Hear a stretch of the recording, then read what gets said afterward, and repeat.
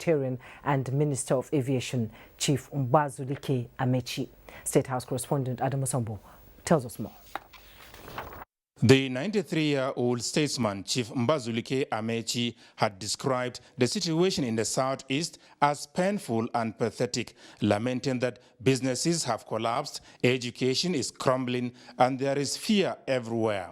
During the closed-door engagement, Chief Amechi pleaded for a political rather than military solution, requesting that if Nnamdi Kanu is released to him as the only First Republic minister still alive, he would no longer say the things he had been saying, stressing that he could control him. The Nigerian said twice he had interfaced with Nnamdi Kanu in the past, and the latter rescinded orders earlier given on civil disobedience. He concluded that he doesn't want to leave this planet without peace, returning to his country, maintaining that he believes in one big, united Nigeria, a force in Africa. Chief Amechi told President Buhari that he wants him to be remembered as a person who saw Nigeria burning and quenched the fire.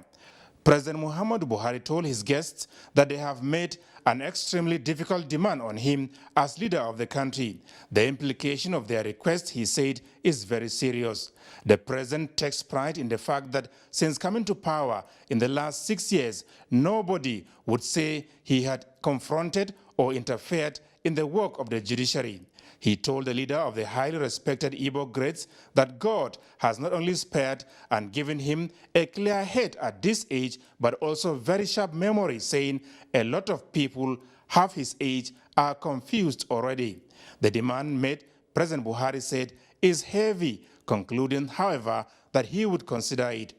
The president said when Nnamdi Kanu jumped bail, got arrested, and brought back to the country, his position remains he be subjected to the system to make his case in court instead of giving very negative impressions of the country from outside.